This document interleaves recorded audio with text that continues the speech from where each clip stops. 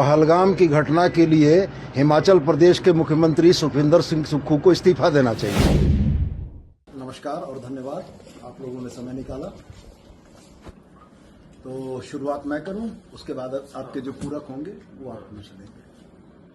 मेरा बड़ा स्पष्ट मानना है कि आज की राजनीतिक जमात में तीन तरह के लोग हैं। एक पढ़े लिखे लोग हैं, एक अनपढ़ लोग हैं और कुछ कुपड़ लोग हैं।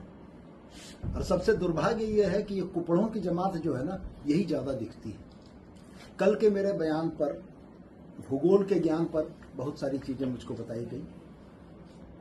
कल के बयान में मैंने बड़ा स्पष्ट कहा था कि पहलगाम में निर्दोष नागरिकों की हत्याओं के लिए हिमाचल के मुख्यमंत्री सुखविंदर सिंह सुक्खू इस्तीफा दें।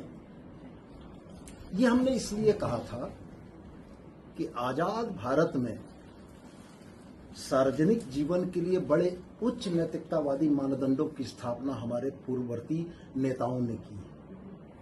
1956, मैं आपके माध्यम से आपको और देश की जनता को याद दिलाना चाहता हूं कि 1956 में एक रेल दुर्घटना के बाद तत्कालीन रेल मंत्री स्वर्गीय लाल बहादुर शास्त्री ने नैतिकता के आधार पर इस्तीफा दिया था। आदरणीय प्रधानमंत्री जी कल जिस बिहार की धरती में नीतीश कुमार जी के साथ बैठे हुए थे, 1999 में रेल दुर्घटना के समय में तत्कालीन रेल मंत्री नीतीश कुमार जी ने नैतिकता के आधार पर इस्तीफा दिया था। मुंबई में 2008 में जब हमला हुआ था तो तत्कालीन गृह मंत्री शिवराज सिंह पाटिल ने नैतिकता के आधार पर इस्तीफा दिया था कि चूंकि देश का गृह मंत्री इतनी बड़ी घटना को रोकने में विफल रहा था। और मुझको बड़ा आश्चर्य इस बात का हुआ कि हमारी पत्रकार बिरादरी, जो लोकतंत्र का चौथा स्तंभ है, उसमें 28 लोगों के मारे जाने के बाद किसी पर जवाबदेही फिक्स करने की बात नहीं की।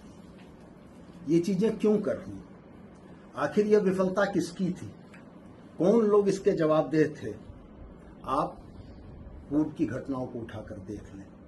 2001 में जब भारत की संसद पर हमला हुआ था तो अफजल गुरु ने जिस डीएसपी सलविंदर सिंह का नाम लिया था कि श्रीनगर से दिल्ली तक उसने पहुंचाया था, आज तक जवाबदेही फिक्स नहीं हुई। जब पहलगाम में, माफ कीजिएगा, पठानकोट में एयरबेस के ऊपर हमला हुआ था, उस समय भी कोई जवाबदेही फिक्स नहीं हुई।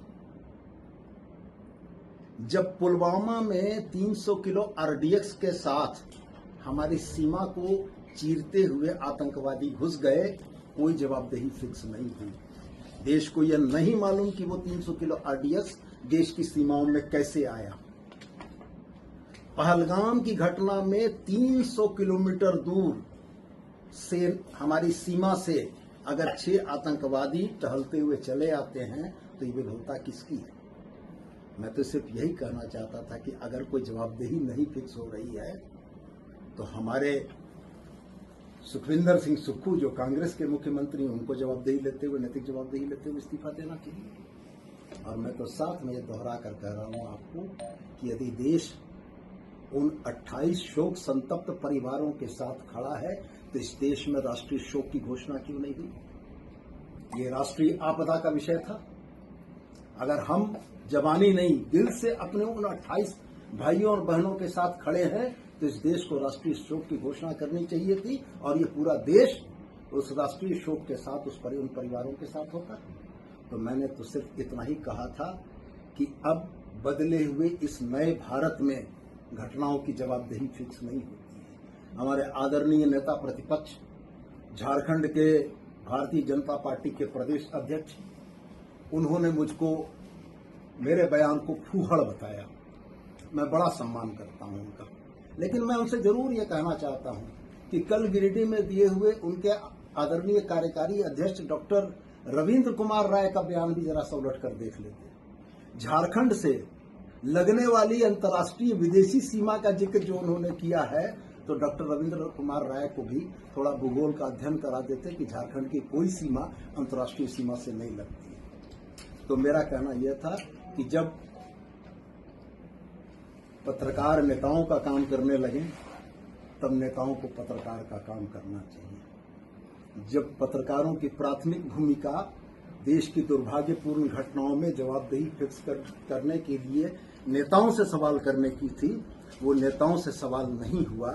तो एक राजनीतिक कार्यकर्ताओं ने पत्रकार की भूमिका में सवाल किया कि घटना अगर पहलगाम में घटी है तो जम्मू कश्मीर तो केंद्र शासित प्रदेश है, वहां की आंतरिक सुरक्षा तो भारत सरकार के अधीन है, तो मुफ्ती महबूबा मुफ्ती तो जवाबदेह नहीं हो सकती हैं।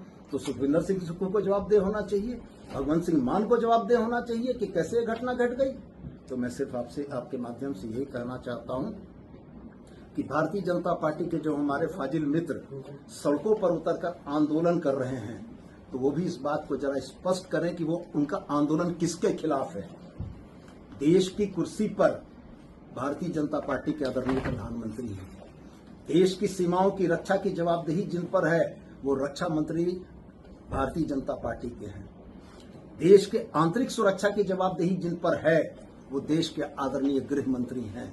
अगर फेल्योर है तो जवाबदेह कौन? आपके कोई प्रश्न हो तो पूछें। मान के चले कि आपका जो बयान था वो कटाक्ष था। जाहिरा तौर पर जब इस देश ने